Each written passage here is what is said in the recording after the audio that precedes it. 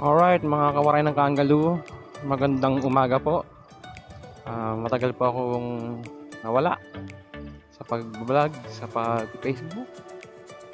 Gawa nga po nang nawala po ang aking mahal na ate. Sa ngayon po, ako ay nasa Balagtas, Bulacan. At ang ganda nga dito nakaka-relax. Ganyan din yung problema, yung mga alalahanin, yung isip, kumbaga parang gamot na rin itong magandang nakikita mo ngayon na tanawin.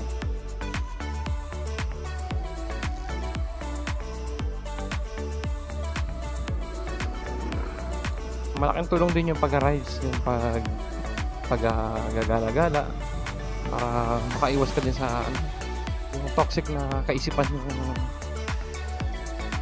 yung problema ba mawala sa kahit pansamantala lang. Gaya ngayon na nakikita natin ang mga palayan at masarap din sa simoy ng hangin, gawa nga ng paberdeng kapaligiran.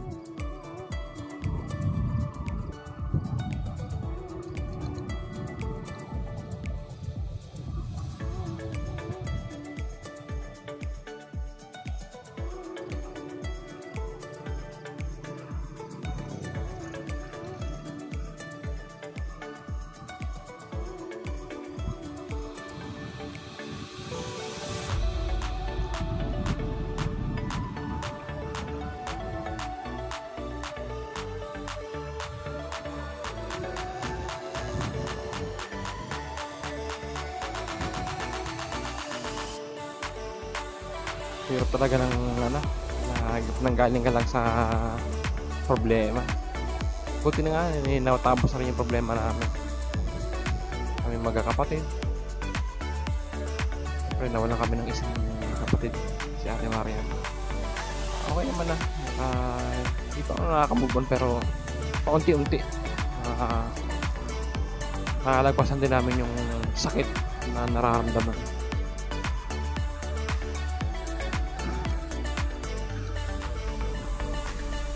Basta kapag katulad sa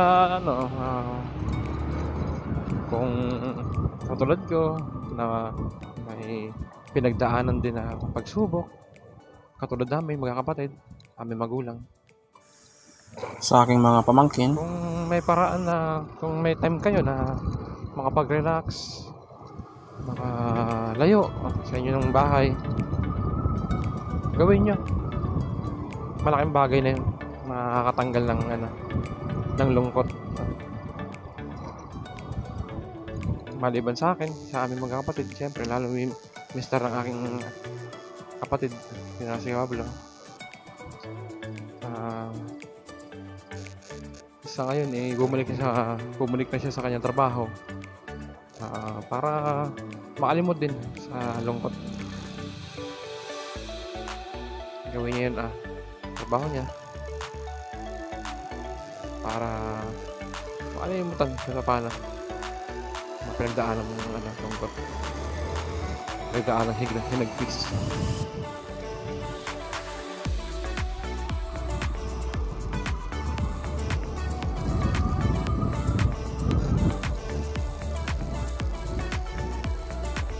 Higit sa lahat, maliban sa pag-ride, pagliliwaliw, pagtingin-tingin sa mga magandang tanawin, higit sa lahat na inyong gagawin, magdasal, pag-pray kay Lord God na matanggap ng buong buo ang pagkawala or ang iyong alalahan, iyong problema.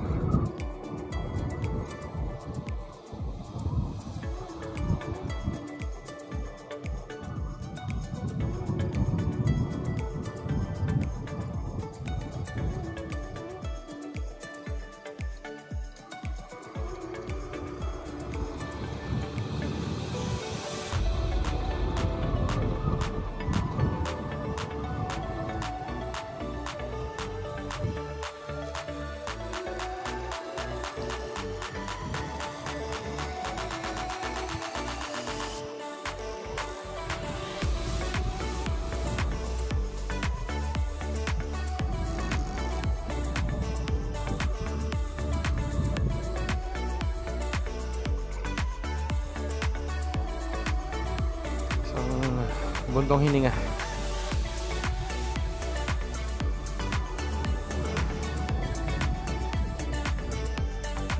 Tayo magpasalamat sa araw-araw na tayo binigyan ng buhay ng ating Panginoon upang matanaw natin yung mga eksenang ganito na magagandang tanawin at ng ating buhay.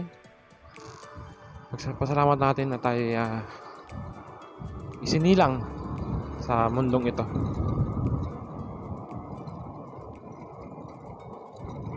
Sa vlog na ito, medyo madamdamin pa ang aking nasasabi sa ngayon. Kaya yun, mga kawaray, makakapag-move on naman, pero paunti-unti. At least nagsisimula na ngayon. Nakakapag-vlog na rin tayo.